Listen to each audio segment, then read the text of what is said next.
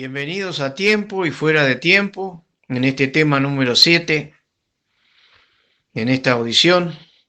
Somos todos pecadores.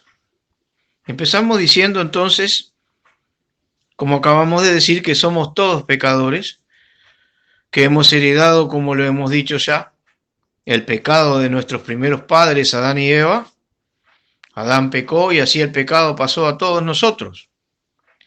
Por eso es que dice la palabra de Dios en Romanos 3, por cuanto todos pecaron y están destituidos de la gloria de Dios. De ahí la necesidad del Salvador. Pero todos pecamos de distinta manera. Todos tenemos distinta manifestación de pecado. Como dice la palabra, una concupiscencia distinta. Entonces hay quienes, por ejemplo, dicen, no, yo el alcohol no te lo toco. ¿Estás loco? No. No, pero de repente fuma. Y hay otros que dicen, no, yo no tomo ni fumo. No, pero de repente se droga. Partiendo de la base que hay distintas maneras de drogarse, ¿no? También con pastillitas también. Dice, no bebe, ni fuma, ni se droga tampoco, hay otro, ¿no? Pero se pasa maldiciendo, hablando mal, chismeando, como dice también en el Antiguo Testamento, no andará chismeando. Son maldicientes, maldicen constantemente a las personas, como que si fueran mejor que los demás. Y hay otros que son indiferentes, son indolentes. No son ninguna de estas otras cosas, ni beben, ni fuman, ni se drogan. Y bueno, eso de que no andan chismeando, vamos a ponerlo, pero son indiferentes, son indolentes. Y todo les da lo mismo, más o menos. Y es problema de cada uno. Partimos de la base que la palabra de Dios dice que el que no amare, no conoce a Dios. Lo dice el apóstol Juan. El que no amare, no conoce a Dios. Así que ser indiferente y ser indolente también es un pecado.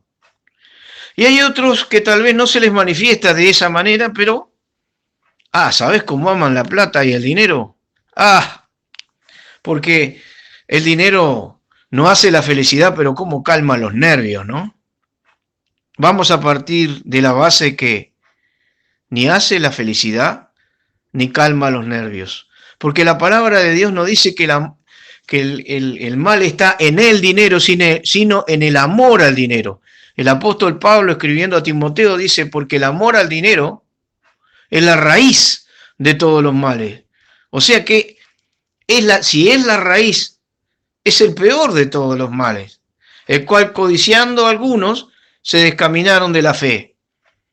Entonces, partimos de la base que si no tiene ninguna de las otras características, pero tiene esta, también tiene otra manifestación del pecado. Hay otros que les gusta sobresalir.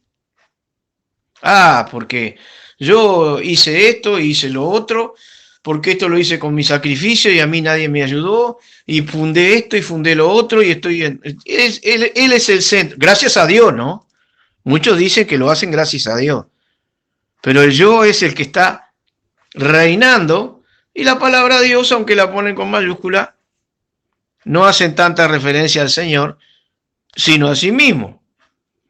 También está ese mal en el corazón del hombre que es creerse a alguien.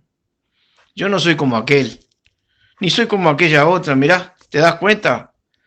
Porque gracias a Dios también dicen, no, yo soy, por la bondad de Dios dicen, pero están diciendo en otras palabras, de que es mejor, de que no es como aquel, ni que es como aquel otro. A otros en otra manifestación de pecado les gusta fornicar. A mí que no me clave los ojos porque, ¿sabés cómo es boleta conmigo? Y hay después manifestaciones de pecado, las cuales son más profundas, que cuanto más profundo es el pecado, más profundo debe ser el arrepentimiento de la persona para que sea un verdadero testimonio de Dios, como matar, como violar, como pagar por tener sexo con niños, como está tan en boga ahora. Gente de mucho dinero que a escondidas paga por tener sexo con niños, o también torturar. Y hay tanta manifestación cuando roban órganos para trasladarlo y hacer dinero con esos órganos, para ponérselo a otras personas porque les pagan. Evidentemente que para poder hacer eso son profesionales. Quiere decir que el profesionalismo no le da la carta de ser una buena persona a nadie. Está lleno de personas abominables y bien profesionales. Quiere decir que también hay distintas manifestaciones de pecado en las cuales este mundo, que cada vez está más repodrido, se va manifestando ese pecado. Tenemos entonces un tipo de pecado que el Señor nuestro Jesucristo dice que no lo perdona. Y es en ese en el cual vamos a hacer referencia hoy. Porque el Señor nuestro Jesucristo dijo en Mateo 12:31, por tanto os digo, todo pecado y blasfemia será perdonado a los hombres, mas la blasfemia contra el Espíritu no será perdonado a los hombres. Y cualquiera que hablare contra el Hijo del Hombre le será perdonado. Mas cualquiera que hablare contra el Espíritu Santo no le será perdonado ni en este siglo ni en el venidero. Vemos aquí que todo pecado y blasfemia será perdonada.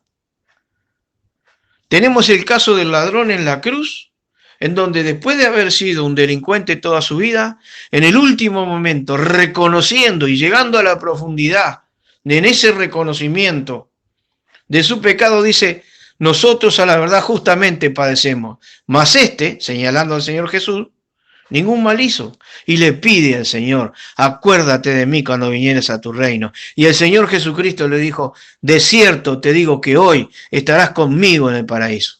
No hubo pecado, entonces que el Señor no pudo llegar a perdonar. Pero ahora hablamos entonces del único pecado que no será perdonado a los hombres, que es la blasfemia contra el Espíritu. ¿Qué es la blasfemia contra el Espíritu? La blasfemia contra el Espíritu es rechazar lo único que me puede salvar. Es rechazar el sacrificio hecho en la cruz del Calvario en favor mío.